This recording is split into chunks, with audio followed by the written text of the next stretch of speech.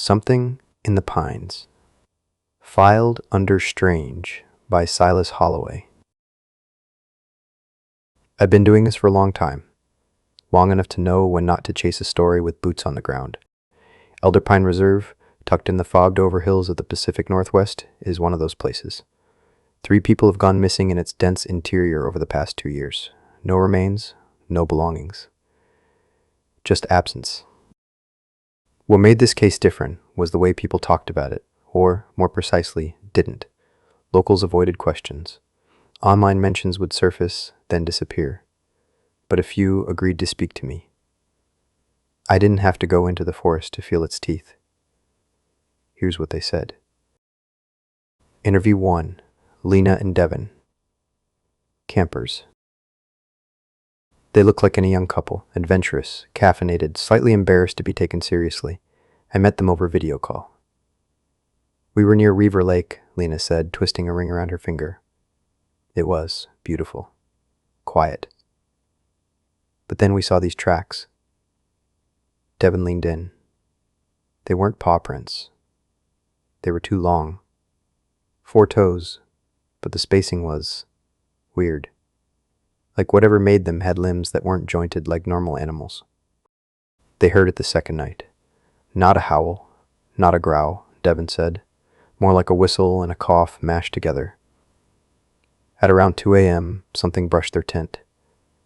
I thought it was a deer, Lena said, until we shined the flashlight and saw something, low to the ground, pale, limbs too long, and the way it moved, like it hated the ground it touched. I've never packed up so fast in my life. Interview 2. Marcus, solo hiker. Marcus is a no-nonsense type. He hikes alone, carries knives, and sleeps under the stars for fun. Even so, something spooked him enough to email me with the subject line, "There's something wrong in Elder Pine." It was dusk, he said. I was a couple miles off trail, standing on a ridge. Saw something big down in the valley. Not a bear. Too thin. Too fluid. He stared at his coffee cup. It turned its head. That's when I knew it saw me too. I left. Fast.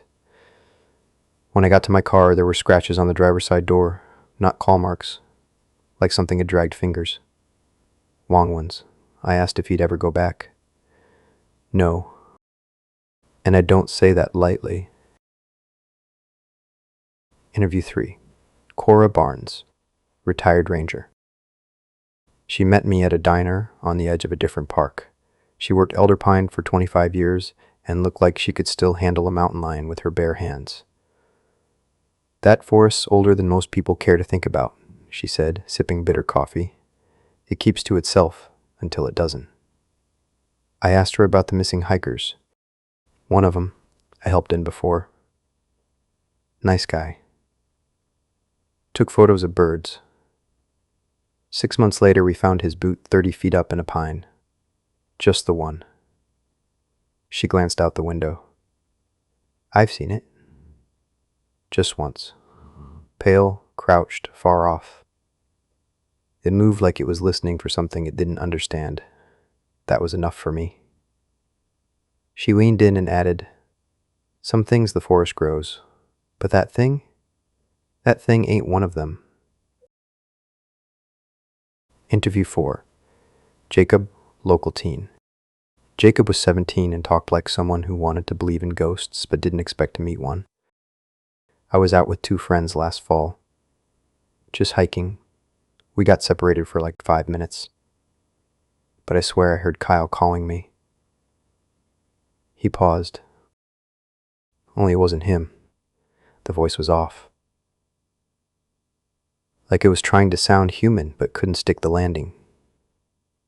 He says he turned and saw a figure crouched near a tree. It was copying Kyle's walk. Same hoodie. Same limp from football.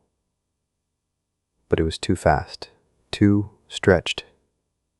Like it was figuring out how legs worked. Jacob hasn't gone hiking since. Interview 5. Dr. Miriam Boyd, botanist. She's calm, rational, the kind of person who labels folders and tests soil acidity for fun. But she didn't laugh once during our interview. I had 4 wildlife cameras set up. All got taken down. Clean breaks. No footage. She found circular break patterns in saplings. Not natural, but not quite human either. I don't believe in monsters, she said, but I believe in patterns. And something in elder pine doesn't want to be studied. Then she looked directly into the camera. If it's not an animal, it's something that learned to act like one. Interview 6. Eric Navarro. Eric's brother, Alex, vanished in elder pine last year. He was a field photographer documenting wild fungi. All they ever found was his locked car at the trailhead. I went up there myself, Eric said, looking for something. Anything. What he found was a small voice recorder in the leaves near the trail. I played the last file, he said. It was mostly wind.